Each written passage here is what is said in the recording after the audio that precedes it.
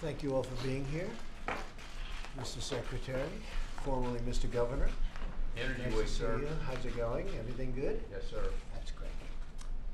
Thank you all for being here. Very much appreciated. We welcome you to the White House. Have you all been to the White House before? Yes. Have you been here before? Yes. That's good. Well, you guys have been. Most people say no. I'm very impressed with that, Kim. I'm thrilled to be joined by Governor Paul LePage, Kim Reynolds, Pete Ricketts, and Bill Walker, along with state and tribal leaders from around our great country. I'd also like to thank Secretary Perry and EPA Administrator Pruitt, both here also, for their work to help the United States achieve true energy dominance, and that's what's happening. We've made so much progress with respect to energy just in the last 4 months. It's been an incredible journey, I will tell you. We've learned a lot and we've made a lot. We're here to talk about how we can create new prosperity for our citizens by unlocking vast treasures of energy reserves, of which we have a great deal, far more than anyone understood. I'm proud to have such a large gathering of tribal leaders here at the White House. I look forward to more government-to-government consultations with tribal leaders about the issues important to Indian country. We love Indian country, right? Thank you. Many of your lands have rich natural resources that stand to benefit your people immensely. These untapped resources of wealth can help you build new schools, fix roads, improve your communities, and create jobs like you've never seen before. All you want is the freedom to use them, and that's been the problem. It's been very difficult, hasn't it? It'll be a lot easier now under the Trump administration.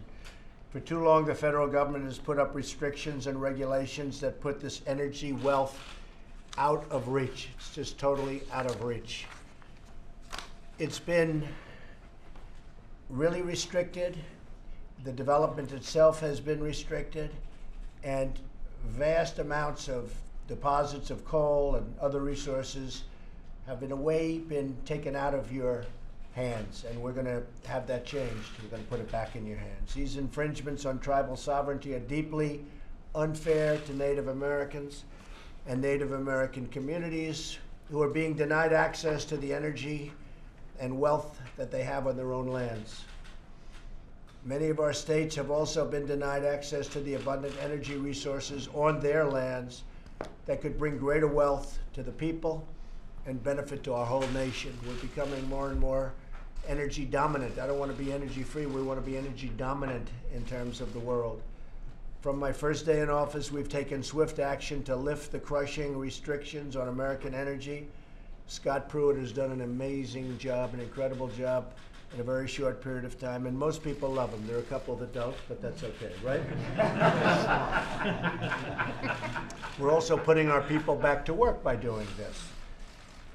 Today's conversation is a chance for these state, local, and tribal leaders to discuss how we can cooperate and support them even more in unleashing these domestic energy reserves. They're tremendous reserves that we never appreciated, we never understood, but now we understand them very well. I'm confident that working together we can usher in a golden age of American energy dominance and the extraordinary financial and security benefits that it brings to our citizens, not only the Native Americans, but all over the country. And we're seeing it more and more, and it's happening more and more. I just also want to tell you that yesterday we had a tremendous meeting. The Republican senators met on health care, and the meeting went really well. We're talking about a great form of health care. Obamacare is dying. It's essentially dead. If you don't give it the subsidy, it would die within 24 hours. It's been a headache for everybody. It's been a nightmare for many.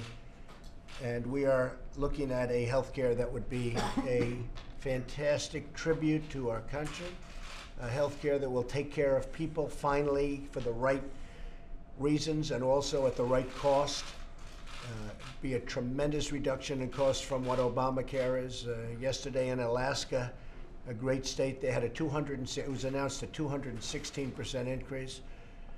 So we have a plan that if we get it approved, it's very tough. Every state is different, every senator is different, but I have to tell you, The Republican senators had a really impressive meeting yesterday at the White House. We had close to 50 of them. We have 52. We need almost all of them. That's never easy. But we had essentially 50 show up to the meeting, and the other 2 are on our side. I think we're going to get at least very close, and I think we're going to get it over the line. There was a great, great feeling in that room yesterday. And what also came out is the fact that this health care would be so good, would be far better than Obamacare, and would be much less expensive for the people, and actually much less expensive also for the country. So those are a lot of good factors. So we'll see what happens. We're working very hard. We've given ourselves a little bit more time to make it perfect.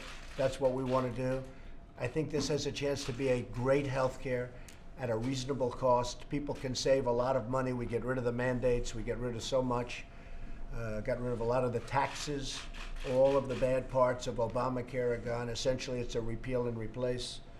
And I look forward to working with the Republican senators over a short period of time. I know Rick is very excited about the health care that we're talking about. Actually, having these governors sitting around the table is a great example of it. And one of the things that I know Kim and Paul, they'd like to be able to put health care into place that they help write and their citizens help write, because I know these, I don't know Bill that well, but my bet is he's the same. You give him the authority to take care of their citizens, they can have more people covered and do it at less cost.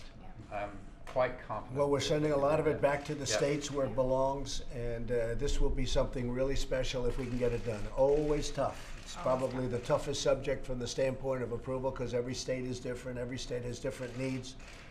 We have a tremendous opioid problem, and some states are more affected by that than others. But overall, I have to tell you, this will be a tremendous plan. It will really, you're going to have a lot of very, very happy people in this country if we can get it done. So we're working very hard on health care, and I think we're going to have a great answer, and hopefully we're going to have it soon. And we will keep you informed. Thank you all very much. Thank you. Mr. President, can you talk about the Medicaid cuts in the health care bill? It's going to be great. This will be great for everybody. Why do you say yes? Do you think I hope that this will get across the finish line? I always say it. I always say it. Mr. President, yesterday Governor Kerry said that he doesn't know if you still believe in climate change, if you think it's a hoax. You can answer that. Thank you all very much.